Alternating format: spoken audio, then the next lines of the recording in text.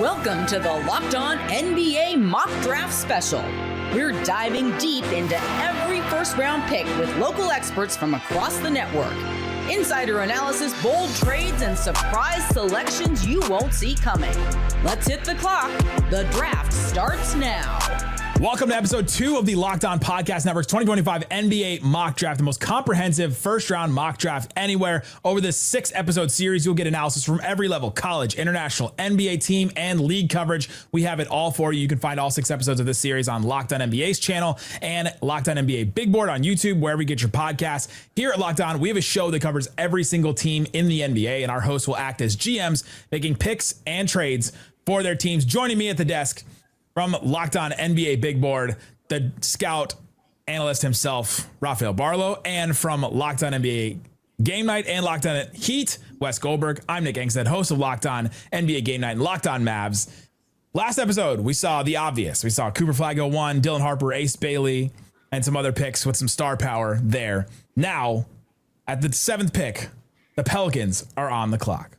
Kon Knueppel goes to the Pelicans at number 7. Rafael, how does he fit into what the Pelicans are doing right now? What does he bring to them?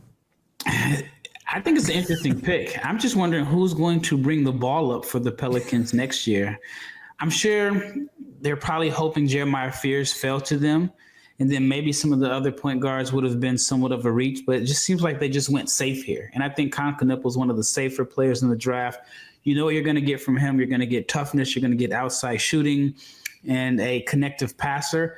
I don't know if he has the same upside as some of the other prospects left on the board, but I mean, they just went with going safe here.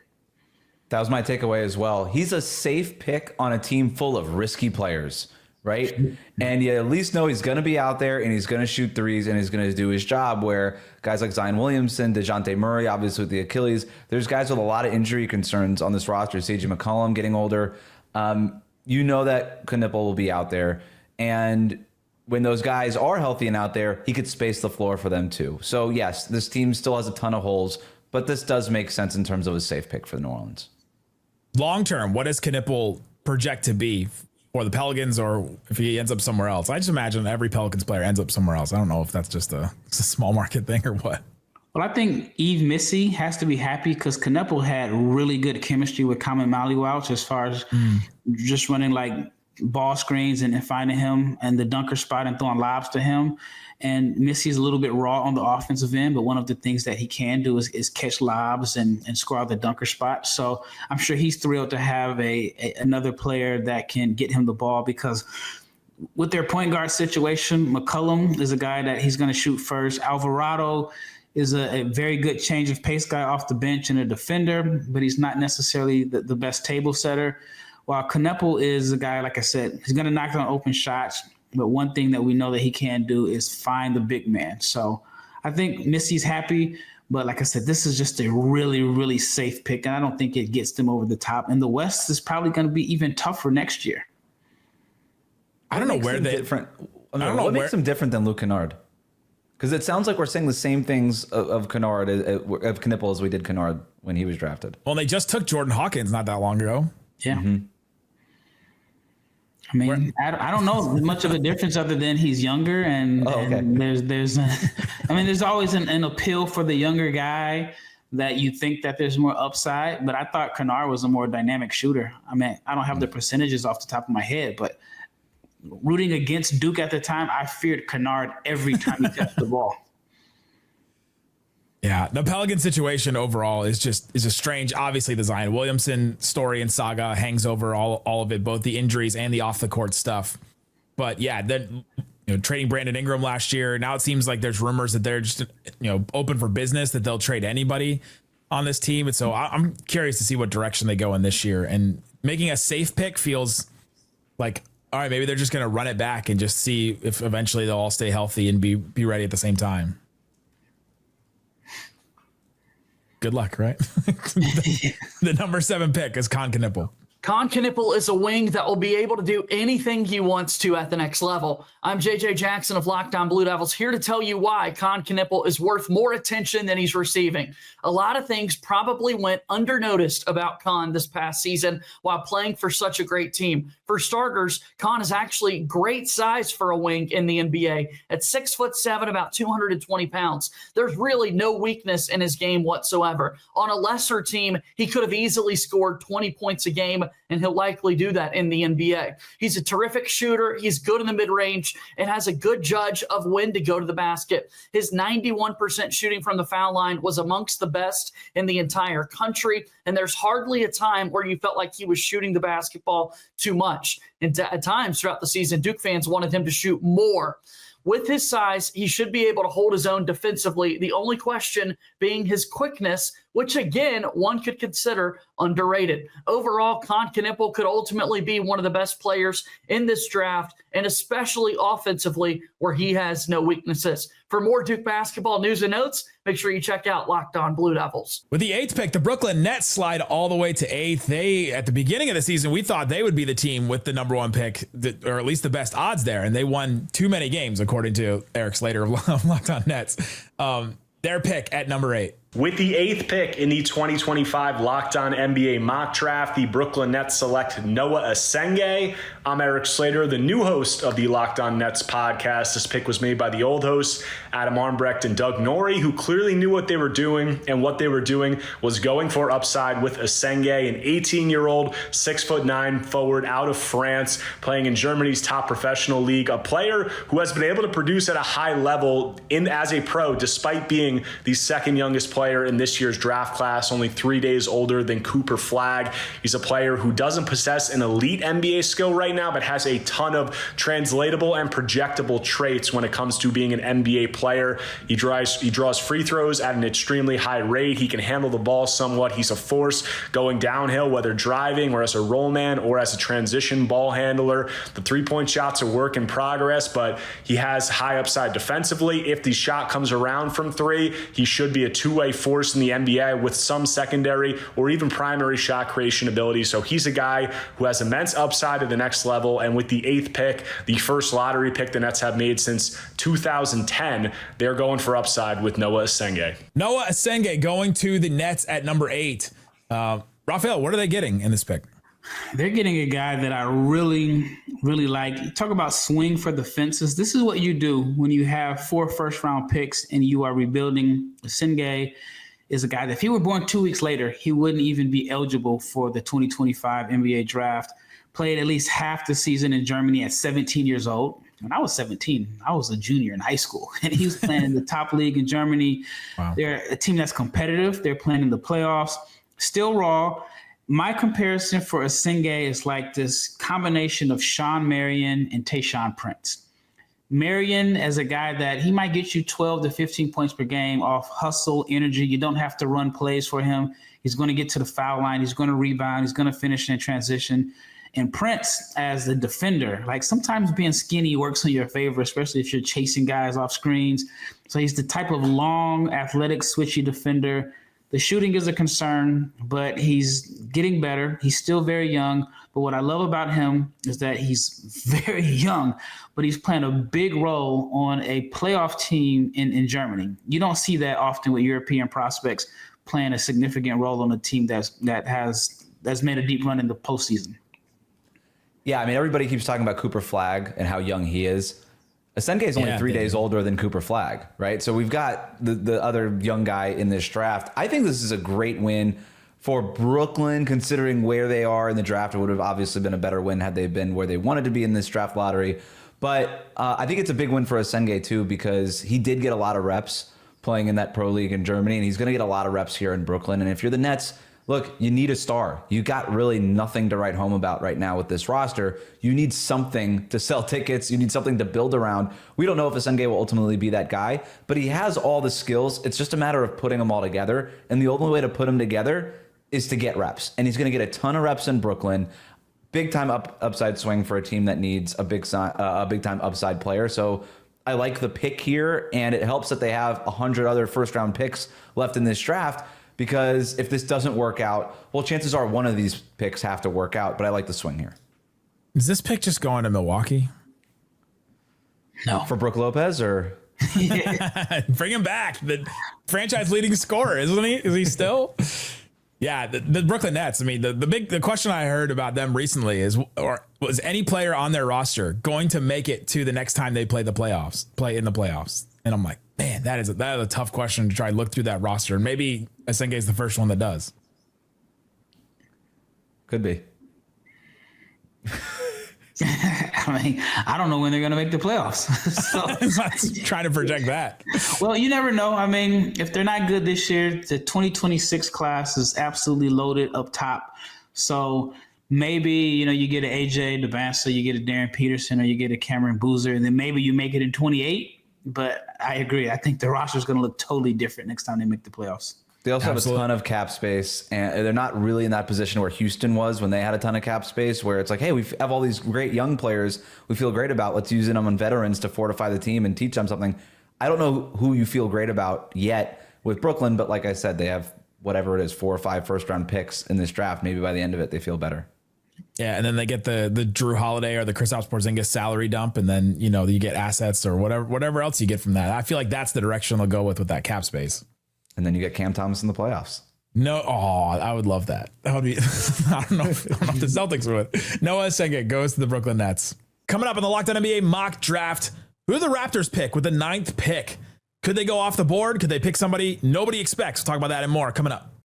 Today's episode is brought to you by FanDuel. Go check out FanDuel. See all the great stuff that's available for the NBA draft. Right now, Cooper Flagg minus 100,000 to go number 1 overall. Seems like that's going to happen. Dylan Harper minus 4,000 to go number 2 as we're recording this. VJ Edgecombe, the favorite right now to go number 3, minus 125. Ace Bailey plus 230 right after him. Then Trey Johnson plus 460.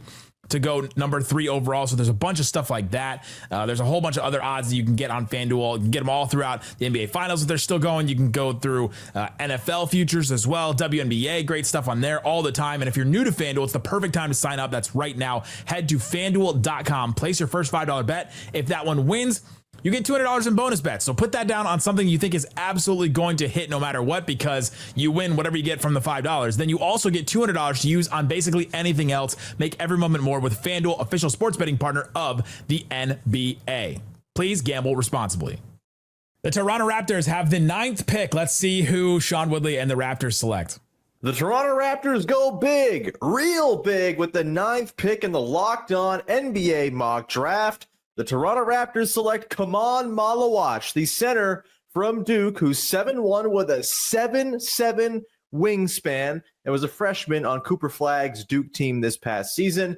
The reason for this pick for the Raptors is pretty simple. Malawach fills a long-term need for a succession plan behind Jakob Poeltl, while giving the Raptors a day one backup center that they sorely need behind Poeltl. Whenever Poeltl's gone down in recent years, they have been scrambling to find any kind of center play. Having 2 centers is pretty good in today's NBA, where being huge, having multiple ways to play the position is really valuable. Malawach as well, I think, beyond having immense defensive upside and a kind of baseline ability as a lob finisher and roll man, seems to be someone who the Raptors are going to put in the gym to throw as many threes up at the rim as possible. He's very new to basketball, still only played for 5 years or so. And while it's no guarantee he ever figures out how to shoot threes, he certainly has relatively good free throw touch in the mid-70s from the line. And if he's someone who can one day become a good three-point shooter, he becomes one of the most coveted types of players in all of basketball, a rim protector who can bang threes. And that is enough reason for him to go at number 9. The Raptors get Kaman Malawach from Duke. Raphael, you like this as a pick potentially earlier in the draft. What are they getting in this center from Duke? Yeah, I didn't think he would fall past Toronto. Very young. This is an upside, definitely an upside pick. You're not drafting him at number 9 based off of what he did at Duke, but you saw the flashes. He's massive. He's a good interior presence, can anchor a defense. The main appeal for him is that if the outside shooting is real, he showed some flashes in the Basketball Africa League Didn't really see a lot of it at Duke, but he's had some shooting performances at workouts where the touch is impressive for a 7-footer. Late bloomer. I don't even know if he's a late bloomer. He started playing basketball late. That's probably the best way to describe it. So this is definitely an upside swing. And Toronto has had some success with the number 9 pick. They took Tracy McGrady at number 9, and then DeMar DeRozan was the 9th pick. So this could be, their third chance of getting like a really, really good player at number 9. Yeah, the Raptors have 2 things that you have to be in order for them to draft you. Taller than average for your position and questions about your shooting. And Malawach is both of those things. So they nailed it on that front. But you forgot the African connections with Masai. Fair, yeah, for Masai. Yes, absolutely. And look, I do, jokes aside, I like the pick for Toronto.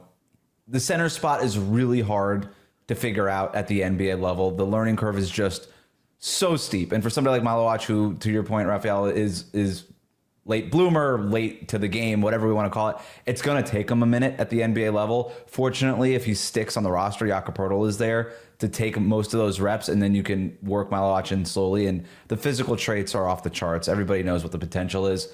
I do think Toronto is a good spot for him to be if he's going to reach his potential, because he just doesn't seem like that guy that you want to throw into the deep end this early. Yeah, I think the center spot is only difficult if you don't have like an elite playmaker. We saw in Dallas with Derek Lively how easy it was for him because Luka Doncic made life easier for him. If I'm Malawach, I was probably hoping I could fall to like 13 to the Hawks. I mean, that would be the best fit for him as far as the lottery teams, as far as having a playmaker. The Atlanta needs some size, but number 9 is not a bad place to go. And Toronto's it's a great city.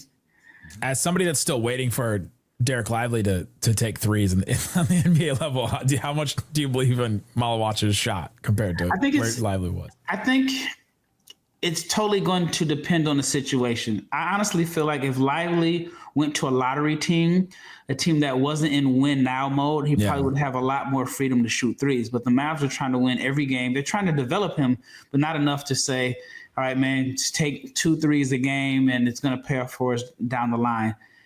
I don't know what direction Toronto is going in, because on one hand you think, oh, maybe they're a rebuilding team, but the trade for Brandon Ingram doesn't point towards a rebuild. So I'm confused about their direction, but I do think it is in their best interest to, let Malawach, at least let him take 1 or 2 threes per game. What should their direction be, Wes?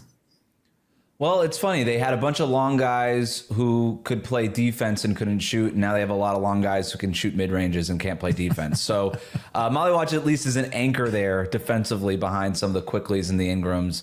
And obviously Scotty Barnes is there. So look, they're putting together a lot of interesting players that maybe a rival front offices could talk themselves into or like. It does feel like they've got these contracts that potentially they can move and consolidate for a bigger trade. We know that they want to get in on the Giannis talks. There maybe the Kevin Durant talks, whatever it is. Fortunately for them, everybody needs a 7-footer who could play defense. So either Malawach could be used in those trades, or he could help fortify a team that has to make a consolidation trade down the road. Kaman Malawach, the number 9 pick to the Toronto Raptors. Kaman Malawach is a terrifying big man with paint menace labeled all over him. I'm JJ Jackson of Locked On Blue Devils, here to tell you why Kaman Malawach is worth a lottery selection in the upcoming NBA draft. The first thing about Kaman is obviously his size. At 7'2", he's literally one of the biggest players in the entire draft process and will be one of the biggest players in the entire NBA. This size does not make him lumbering, however. He moves with enough pace to outmaneuver his competitors down low, making him primed to be a great defensive player in the NBA. While his shot blocking numbers were not through the roof at Duke, expect him to continually improve on the art of the block and be a multiple blocks a game type player in the league. Offensively, Kaman is still learning different aspects, but it's a great sign when he's able to shoot 77% from the foul line given his size. As he grows more confident and aware of his size, he'll begin stuffing smaller players in the rim with potential to find some mid-range jumpers at some point in his career as well. Kaman Malawach can be a menace in the paint, and his potential is there to match his incredible size. For more Duke basketball news and notes, make sure you check out Locked On Blue Devils. The Houston Rockets via the Phoenix Suns get the 10th pick, a team that was second in the West drafting 10th. Let's see who they decide to go with here. With the 10th pick in the 2025 NBA mock draft, the Houston Rockets select Carter Bryant out of the University of Arizona. I'm Jackson Gatlin with the Locked On Rockets podcast. And look, I'll be completely honest from the jump. I tried to trade the pick during the mock draft process. There's a lot of rumors and reporting out there that suggests the Houston Rockets are very open to moving on from this 10th overall selection, maybe in pursuit of a star player, maybe just trading out of the draft entirely and recouping some future additional assets, or even trading down in the draft and still being able to select a prospect, but also adding to the war chest a little bit. And these were some options that we explored. We were in some trade talks with the Phoenix Suns centered on Kevin Durant, this pick being a pick that originally belonged to the Phoenix Suns. And we weren't able to really come to terms on any deal that worked for both sides. So selecting Carter Bryant with this 10th overall pick. And look, he's a guy that very much is going to be able to fit into any NBA team, but the Rockets would love to be able to pick up another 3-and-D archetype guy, a guy who would fit into this Ime Udoka defense first Houston Rockets system. He has the size and ability to play either forward spot, 6'8", 225 pounds, length, switchability, and a guy who did a lot with the limited amount of minutes that he had at University of Arizona, averaged almost 2 stocks per game in just about 19 minutes of run. And then offensively managed to shoot 37% from deep, albeit on kind of smaller shooting volume, but still there's a lot to like there. And he's an incredibly high upside pick that projects to be a two-way force at the next level. And Carter Bryant is the pick for the Rockets. Rafael, what are they getting in Carter Bryant? And will he play for this Rockets team? Yeah, I know what they're getting from Carter Bryant, but I don't know what Carter Bryant is going to get out of being in Houston. Carter Bryant is very intriguing, not very productive on paper, averaged just 6.5 points per game. The main appeal for him is just the physical tools. He has a good NBA body. There's defensive upside there. He shot 37% from three. The problem is, well, there's actually 2 problems in my opinion. Is he going to play? And just based off the way the roster is constructed right now, I don't see a lot of opportunities for him to play. I mean, you got Tari Eason, you have Dylan Brooks, you have Amin Thompson. Reed Shepherd is hanging out in the back and being like, hey.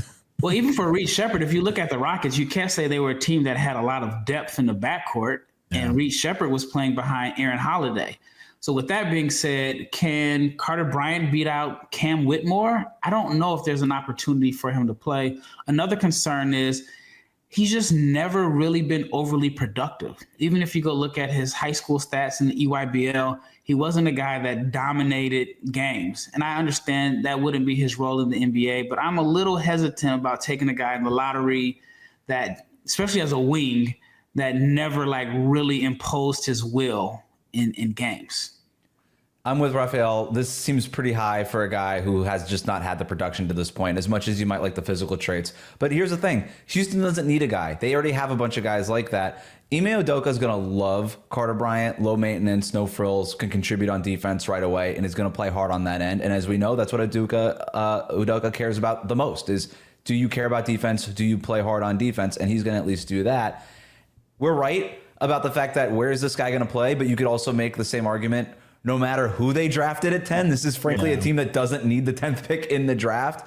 They're just so deep. What this really says to me is if the Rockets are forced to give up one of these wings this summer in a trade, or maybe multiple of these wings, and it's not Carter Bryant, then Bryant can step in and provide some needed depth. If Tari Eason's no longer here, if Dylan Brooks is no longer here, or whatever it is, Bryant can at least help backfill some of these players that are going out. Even if he's not ready right away, the potential down the road for him is potentially there. So they took a guy who could play multiple positions and is as versatile as maybe anybody else left on the board here in terms of guys who can conceivably play within Houston's system and play a little bit of defense. So I don't mind the pick. I actually think this is probably the right way to go, because if you took a big swing here for a guy who really did need a lot of reps, he just wasn't going to get them. And with Bryant, it's a little bit of a safer play, but I think it's the right one. I had an NBA scout tell me he hopes that his team doesn't bring in Carter Bryant for a workout, because he's like, people are going to see the size, they're going to see the frame, they're going to see him shoot in the empty gym, and he's going to end up being overvalued. And so he was like, long as we don't bring him in, oh no, we're not going to take him too high. And this sounds like a situation where someone was just enamored by what they saw didn't pay attention to the production, and they just took him high. I mean, I think number 10 is a little bit rich for me. You see this every year too with guys with the same exact profile. And Patrick Williams, that was the big surprise. I forgot what year it was, but he went number 4, and I think he got $90 million though. So I was gonna say he made $90 million, so at least it worked out for him in some way. I don't know if it worked out for the Bulls in any way, but. Yeah, Carter Bryant going to the Rockets. They shouldn't make this pick. They got to trade it for something, right? They're the number 2 team in the West last year, and they don't have room for a player like this. They got to make upgrades. And so, to me, I think this pick does not end up in the Rockets' hands by the end of the draft. Yeah, I mean, how much are the Milwaukee Bucks in on Carter Bryant would be my question. I mean, whatever you're doing at number 10, if you're Houston, you got to have at least some feel of what some of these other teams like Milwaukee or Phoenix or whatever, what are they prioritizing in the draft? That might be part of this. Brooklyn too. Maybe it's a Cam Johnson move. The Rockets, I feel like one of their issues was they need some outside shooting. So, definitely. And Brooklyn probably is like, hey, we'll take a swing. We'll take more picks. Either way, Carter Bryant in this draft goes to the Houston Rockets.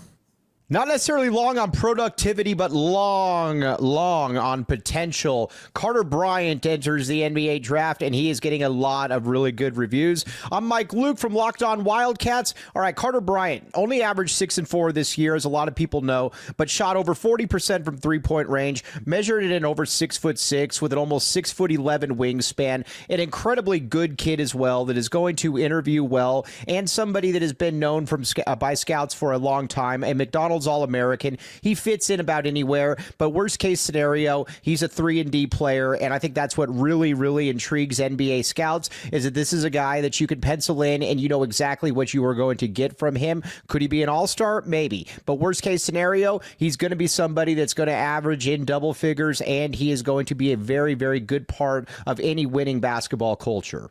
Coming up in the Locked On NBA mock draft, where do the Portland Trailblazers go with their pick? What about the Chicago Bulls? How do they turn things around over there? We'll talk about that and more next. Today's episode is brought to you by Monarch Money. I enjoy Monarch Money. I use it all the time because you have so many different kinds of financial things now. There's like stuff floating all around. And as you get older, you get more and more. You get a 401k, you get a mortgage, you have student loans, you have different credit cards for different things. You have a savings account over here, a high yield savings account over there. You got all this different stuff. And you have to figure out a way to manage it all in one spot. Monarch Money is just that, but it's not just a budgeting app. It's a complete financial command center. You can track all your accounts, investments, and spending all in one place. So you stop managing your money and start building wealth. They also have surprising insights. You can say like, I want to buy a house, or I want to do this, pay off debt, different things like that. They'll give you certain steps based on where you stand and all that kind of stuff. I love that. The all-in-one convenience is great too. Take control of your finances with Monarch Money. Use the code LOCKEDONNBA, all one word, LOCKEDONNBA, at monarchmoney.com for 50% off your first year. That's monarchmoney.com. That code is LOCKEDONNBA. You get half off your first year, 50% off the entire first year with Monarch Money at monarchmoney.com. Code LOCKEDONNBA. With the 11th pick, the Portland Trailblazers are on the clock. Let's see who they go with. With the 11th pick in the 2025 Locked On NBA mock draft, the Portland Trailblazers select Kasparas Yakachonis from Illinois. I'm Mike Richmond with Locked On Blazers. I made the selection knowing that I had recently completed a trade for the 16th pick. So part of my influence here was knowing that I had to pick a few selections later. So when it came down to a few choices, Yegor Demine, Derek Queen, and along with Yakachonis, I knew that one of those gentlemen who I didn't select here would likely come back to me. I went with Yakachonis because the Blazers need playmaking. His free throw shooting indicates that he could be a good shooter in the future. The size at 6'5"-ish with some shooting skills to probably play a little bit off the ball as well as on the ball as a playmaker is appealing to a team that desperately needs playmaking. So he was the pick, knowing that at 16, the Blazers could still get someone that I liked. Kasparas Yakachonis goes to the Blazers. Raphael, what are they getting for this guy? Besides a name that everyone will have a hard time pronouncing. This is an interesting choice because was it just 2 years ago they took Scoot Henderson number 3, and he was supposed to be their franchise guy. I mean, I'm old enough to remember when there was somewhat of a debate at one point whether or not Victor Wembanyama and Scoot Henderson or Scoot Henderson, who was going to be the better of the two. Obviously, things have changed a lot since then, but to take another one of them is a top 10 player in the NBA probably. And one is coming off the bench. And one is, they're drafting another player that plays the same position.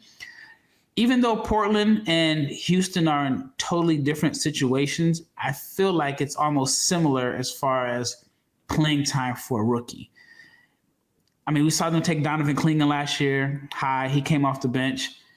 Scoot Henderson, they're going to find ways to develop him, or at least give him more time to prove whether or not he was worthy of being a number 3 pick.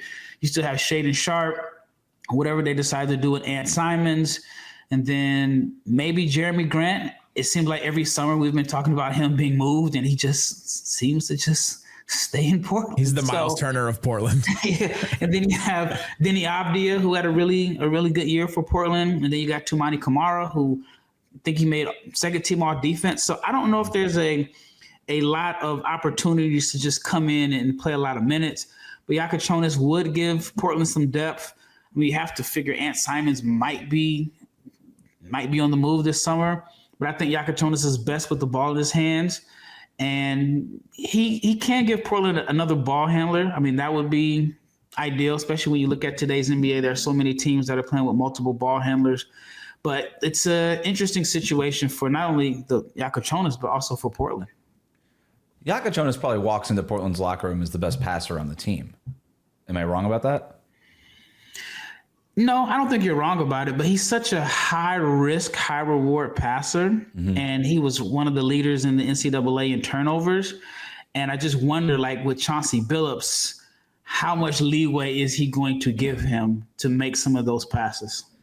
I kind of like the pick here. I think it makes sense to add another playmaker next to Scoot Henderson and Shaedon Sharpe, guys who were asked to do a lot of playmaking last year, but would probably be better served playing off the ball. Even with Scoot Henderson, there's not a natural playmaking thing there with Scoot Henderson, where with Yakachonis, he's pretty risky with the ball in his hands, but at least like he's doing stuff. Whereas with Scoot Henderson, it's sometimes he's a little mechanical in terms of, do I want to score? Do I want to pass on this play? Am I going to try to do that Steve Nash thing over and over and over and over and over again, and just drown out the shot clock? But I think Yakachonis makes some sense here. Also, no concerns with size with this, which is a nice fit for a team that is ostensibly playing Scoot Henderson more minutes, and you need to be aware of size and lineups and things like that. I just think it's a nice fit. And to Raphael's point, there's a clear-ish vision in terms of what it is that they want to be. I don't know that they have a clearish path in actually achieving that, but they clearly want to be a long ball handling, playmaking wing style team, right? They made the big acquisition for Denny Avdia. He fits right in there. Yakachonis is right there. Shaedon Sharpe could do a little bit of it. Obviously with Scoot Henderson there as a playmaker, you could kind of start to see what they're trying to build. And so he does, at least with the 11th pick, fit that as much as anybody else left on the board in terms of what the vision is. It's risky, but I kind of like it for him. I think I would have went with Derek Queen here. Queen is one of my favorite players in the draft. He's a 4. Some may think he's a 5, but I think he's a 4. You have your replacement for Grant. I have this vision of Queen and Clingan running 4 or 5 pick and rolls. Avdia is a pretty good defender. Donovan Clingan is going to be a really good defender. And Toumani Camara is already a good defender. So if you're concerned with Derek Queen is his defense, you already have some good defenders around him. Queen gives Portland another interior passer. I think he's going to be able to space the floor down the line. So that would have been my choice, but I understand why they would add another ball handler, especially a ball handler with size. Yeah, it does feel like the Raptors have all their wings. It feels like the Blazers are the guard version of that. They just now have a bunch of just different guards that kind of do their one specific thing, each one of them. I wonder if this pick is just like, hey, can we unlock some of the pieces we already have instead of just like try and add somebody else? And do you think Queen would unlock some of their guys a little bit better? I do think so. I mean, Portland's in a situation where they have some good players and good pieces, but you just need that star. You need that A1 guy that you can build around. They're obviously hoping it would be DeAndre Ayton, but I don't even know if he's in their long-term plans simply because they drafted Clingan last year. So Portland is in need of a star, and I think Derek Queen does have star potential. I don't see Yakachonis as like a star.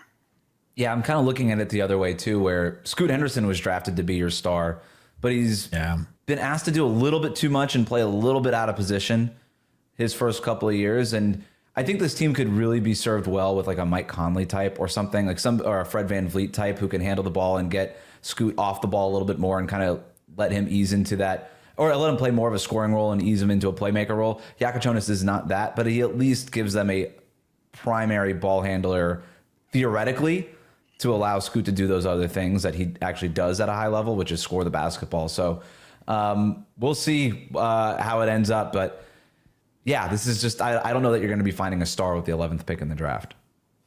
Whether they did or not, they took Kasparas Yakachonis with the 11th pick. Let me tell you why Kasparas Yakachonis might be the sleeper of the NBA draft. My name is Sonny Verma, your host at Locked On Illini, and let me tell you a little bit about Kasparas. Kasparas was one of the best players in the entire country for the first 2 months of the season, carrying this Illinois team to 22 wins on the season. He did have an injury about 3/4 of the way through and didn't quite recover from that. But if you're looking for a 6'4.5" point guard with size, poise, and ice in his veins, you can't do much better than Kasparas. Sure, his game is not flashy, but it brings you results. I'll tell you, any NBA team is going to be very lucky to draft Kasparas. The 12th pick went to the Chicago Bulls. And let's see where they decide to go with this pick.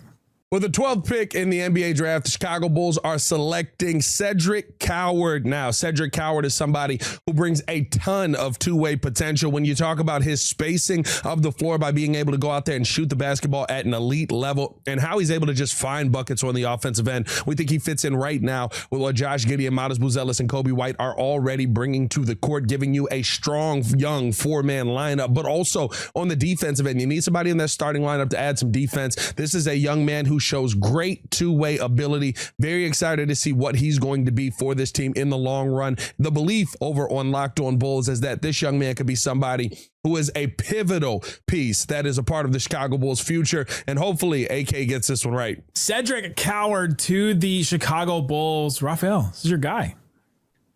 Yeah, I've had Cedric Coward mocked as a first-round pick pretty much all year. He's just very intriguing, has a great story. Left high school with 0 offers, and then here we are 4 years later. We're talking about him as a lottery pick. 6'5", 7'2" wingspan, shot the ball incredibly well, and he has the physical tools and the mindset to be a guy that can defend all over the floor. And so I think that is why, the Bulls like him so much, because he's a guy that can defend, knock down open shots. And if the Bulls are aiming to be a playoff team, one of the things, especially in this year's playoffs, what I noticed is that you want wings that can obviously switch and defend. So that way they are able to basically lock down the other team's best player, maybe not lock them down, but slow them down. But then on the offensive end, you need wings that can shoot. And so with Coward, he's not a guy that you can target on defense to run off the floor. I mean, hopefully he's not. But then he has enough offense and shooting to where he can stay on the floor. So if the Bulls are aiming to be a playoff team, this is the type of wing that you need on your roster. Yeah, and you could see how he would walk in and play alongside Kobe White, Josh Giddey, Lonzo Ball. He can make threes off of their passes right away. The defense is there. The wingspan is crazy. I just want to underscore again, 6'5" with a 7'2" wingspan. The hand size is off the charts too with him. He's 21, but a little bit of a late bloomer there, like Raphael was saying. And so you like the story about him. You like the fact that he has continued to get better, and there might be some more upside for him to tap into. And if he does tap into it, maybe there's a world where he turns from sort of complimentary piece who can hit threes and play defense and do some of that 3-and-D stuff to maybe being on the ball a little bit more. He's got those advanced physical traits, the advanced physical profile that, like, he could one day look the part of sort of your number one scoring option wing. We'll see if he eventually develops into that, but he has the frame and the physical profile to be that. If he's in the right spot, and who knows if that's Chicago or not, but if he's in the right spot and he can develop, there's at least a framework there for it. Yep. Do the Bulls want to make the playoffs? I guess I feel like they just feel like we've been going, should they do a rebuild? Should they go to the playoffs? And it feels like that's just what they're going to do, I guess. It's kind of like Jay-Z had a line where he said something along the lines of, you're running in place on a treadmill. You're running, but you're going nowhere fast. And it seems like that has what the Bulls have been the past few years. It just seems like they They've just been in the same spot over and over and over again. And then even when they got rid of some of their high dollar guys like DeRozan and Levine, they still ended up like around the same spot. So they're one of the teams I feel like needs to really hit it big within whether it's this draft or the next draft. Yeah, they are literally running on and going nowhere fast because they had one of the highest paces in the league last year. They are doing it very fast. And yeah, to your point, you got to just figure, can you find your Kawhi Leonard somewhere here? This is right where Kawhi was picked, and there's a similar sort of path there, potentially. Not saying Coward is the next Kawhi Leonard, but when you're picking at the end of the lottery, basically every single year, that's the sort of pop that you need to hope for. And who knows? Maybe it's Coward. Maybe it's somebody next year. Who knows? At least on a treadmill, you're getting in shape. I don't know if the Bulls have they gotten in shape on this treadmill? I mean, if you look at it from like a financial standpoint, the arena is still full. True. So they're making money. They're at least doing that. They're in good financial shape. Yeah. So the Cedric Coward, the pick for the Chicago Bulls, that wraps up episode 2 of the Locked On 2025 NBA mock draft. We still have some players on the board. Derek Queen, Raphael's guy. We also have Igor Demin, a couple other players on the board as well. So we'll be back with another episode on the Locked On 2025 mock draft on Locked On NBA's channel and Locked On NBA Big Board on YouTube, wherever you get your podcasts.